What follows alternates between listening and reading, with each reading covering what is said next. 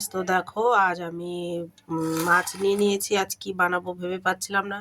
তো আজ বানাবো মাছ দিয়ে আর সজনে ডাঁটা আলু দিয়ে ঝোল। তো দেখো মাছটাতে কিন্তু আমি ধুয়ে ভালো করে হলুদ লবণ মাখিয়ে নিয়েছি।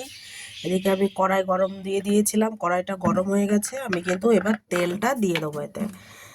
তো আমি এতে তেল দিয়ে দিলাম পরিমাণ মতন। তোমরা তোমাদের পরিমাণ মতন তেল দিয়ে দেবে। তেলটা গরম হতে দেবো, তবে আমি একে একে মাছগুলো ছেড়ে দেবো। তো দেখো তেলটা কিন্তু গরম হয়ে গেছে, দেখেই বোঝা যাচ্ছে। তো এবার আমি একে একে মাছগুলো এতে ছেড়ে দেবো।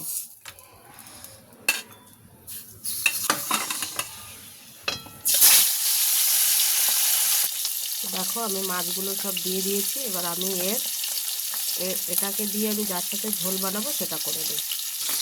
তোমরা দেখতেই পাচ্ছ আমি সজনের ডাঁটাগুলো আর আলু কিন্তু কেটে নিয়েছি। আমি দুটো মিডিয়াম সাইজের আলু নিয়েছি আর সজনের ডাঁটা নিয়েছি। আমি কিন্তু এটা দিয়েই ওই মাছের ঝোলটা বানাবো, পাতলা ঝোল। এই গরমে কিন্তু পাতলা ঝোল খুবই উপকারী আর হেলদি টেস্টি। বাড়ির সব বয়স্ক থেকে বাচ্চারা সবাই এই ঝোলটা খেতে পারে, কোনো রকমের কোনো প্রবলেম হবে না। একদম খেয়ে সবাই সুস্থ থাকবে, গ্যাস অ্যাসিডিটি অম্বল কিছুই হবে না। আমি আবারও বলছি, সজনের ডাঁটা খাওয়া কিন্তু শরীরের পক্ষে খুবই ভালো। এটা কিন্তু ক্যান্সার প্রতিরোধ করে। আর সজনের পাতা সেটাও কিন্তু খুবই উপকারী আমাদের শরীরের জন্য। আপনারা সজনে শাকটাও খেতে পারেন। দেখো বন্ধুরা, আমার মাছটা এক পিঠ ভাজা হয়ে গেছে। আমি কিন্তু আর এক পিঠ উল্টে দিয়েছি আর এই পিঠটা হওয়ার অপেক্ষা। তো দেখো বন্ধুরা, মাছটা কিন্তু আমার ভাজা হয়ে গেছে। এবার আমি এটাকে নামিয়ে দেবো। দেখো আমার মাছগুলো কিন্তু সবটা ভাজা হয়ে গেছে। আমার কড়াইতে তেল আছে, আমি এই কড়াইতেই আবার আমি তরকারিটা চাপিয়ে দেবো। তো আমি এতে ফোড়ন দেবো এবার।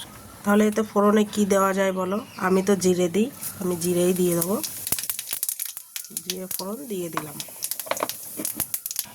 তো জিরেটা ভাজা ভাজা হয়ে গেছে। আর আমি এবার সবজিটা দিয়ে দেবো। দেখো এখানে কিন্তু আমি 5-6টা কাঁচা লঙ্কা চিড়ে রেখে দিয়েছি। সবজিটা এবার দিয়ে দেবো।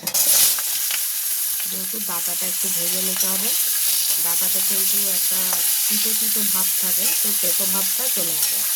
সজনের ডাঁটা আলুটাকে রান্নার আগে এরকম ভেজে নিলে, সজনের ডাঁটাটায় বেসিক্যালি সজনের ডাঁটাটাকে ভাজতে লাগে, যেহেতু সজনের ডাঁটাতে একটা তেতো ভাব থাকে, ভাজার পরে তেতো ভাবটা কেটে যায়।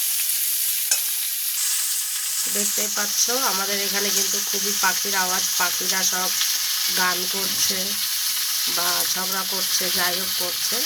দেখো আমি তোমাদের দেখানোর চেষ্টা করছি, জুম করে দেখা যাচ্ছে কি জানি না। দেখো গরমকালে পাখির ডাকটা শুনতে কিন্তু খুব। তো দেখো ডাঁটা আর আলুটা কিন্তু একদম ঠিক মতন ভাজা হয়ে গেছে। এবার এটা আমি দিয়ে দেবো হলুদ,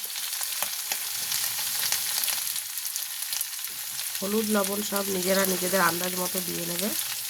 তারপর লবণ, যদি এই আন্দাজটা আমি বলতে পারি না, আমি আমার আন্দাজ মতো দিই। দিয়ে এটাকে আমি মিক্স করে দেবো। আর যাবে এতে জিরের গুঁড়ো।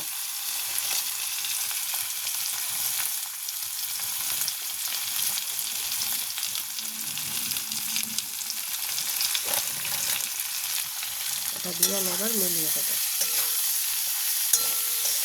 এটা একটু সামান্য জল দিয়ে দেবো।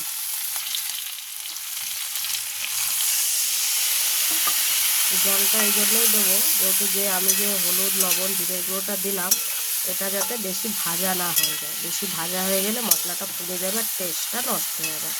এবার এই জলটার সাথে এটাকে একটু কষিয়ে দিতে হবে। তো দেখো বন্ধুরা, জলটা কিন্তু শুকিয়ে গেছে, তেল ছেড়ে দিয়েছে জল থেকে। এবার আমি এতে জল দিয়ে দেবো পুরো পরিমাণে।